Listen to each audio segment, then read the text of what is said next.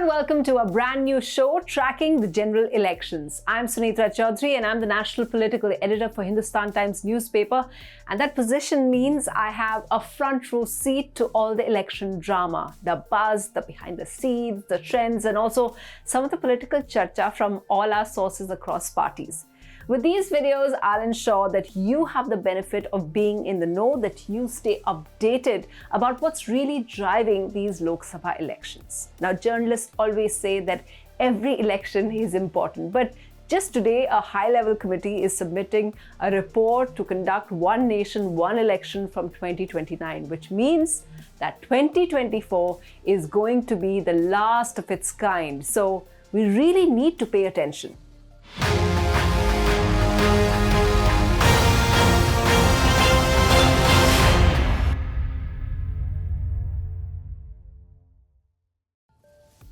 First up, the ticket distribution. Till Thursday, March 14th, we are 2-all. 2 lists out for the Congress and 2 for the BJP. Even parties like Trinamool have announced all their candidates. Remember, half the seats are announced for the 2 major parties, but the election schedule is still not out. So what are the big trends that we can see? Now, I'm going to talk primarily about the BJP because the odds are for them and theirs is the strategy to beat.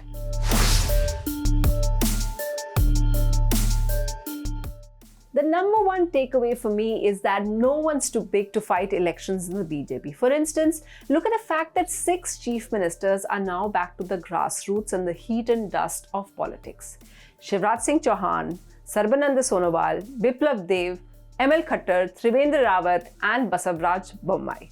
Shivraj Singh Chouhan has ruled and won Madhya Pradesh since 2005 and delivered a sweep against all expectations in a historic manner in just the 2023 elections, but he's now back to Vidisha constituency, which if he wins, we may see him as cabinet minister. It used to be said that a chief minister's seniority is much more than a cabinet minister's, but that's not something that the BJP cares for anymore. As someone in the BJP told me yesterday, if PM Modi's favorite, someone who he really feels genuine affection for, Khattar, can be removed as CM, it shows that the Prime Minister's only aim is for the party to come out on top.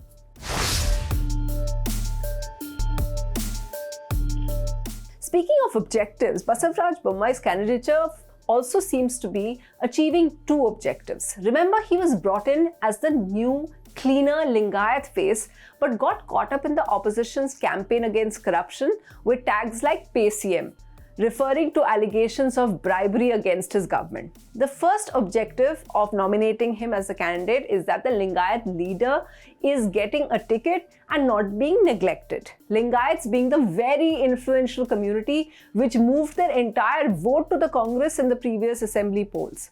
The second reason, say party insiders, is that if that's Basavaraj Bommai, is involved in national politics, he'll stay away from the state where the original Lingayat leader, B.S. Yediyurappa's son, Vijayendra, is in charge of the party now.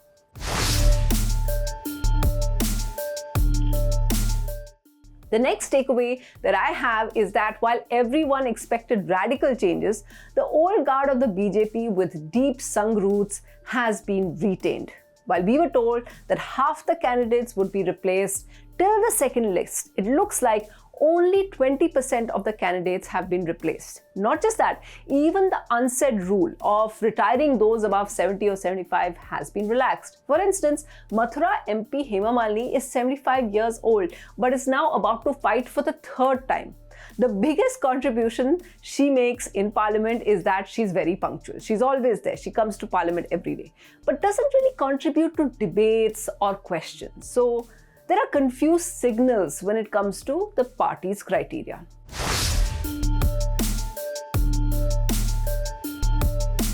One of the things the list certainly illustrates is that the party is still in its recruitment phase while deciding tickets. If you notice, they only announced 2 out of the 4 seats in Himachal Pradesh. I'm told the reason for that is that the BJP is still hoping to accommodate a big name from the Congress camp, especially in the Mandi seat.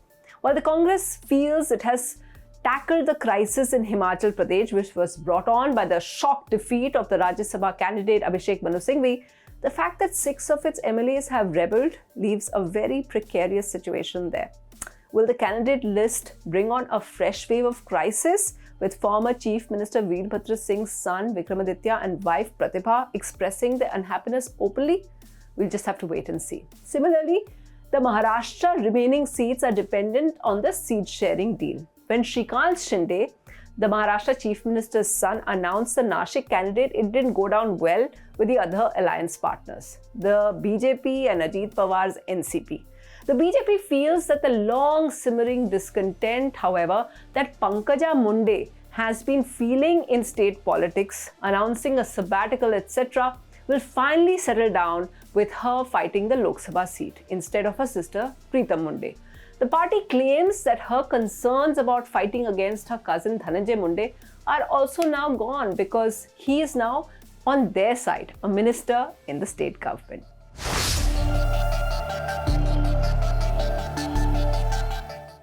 The only comment I'll make about the Congress's list till now is that there were very few surprises. Everyone is just waiting to see if Rahul Gandhi will come back to Amethi, and I'm told that he will, unless something drastically changes.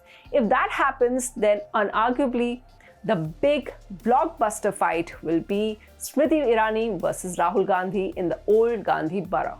Whether his sister Priyanka Gandhi fights from Raebareli, which is Sonia Gandhi's seat, or not, that's still up in the air.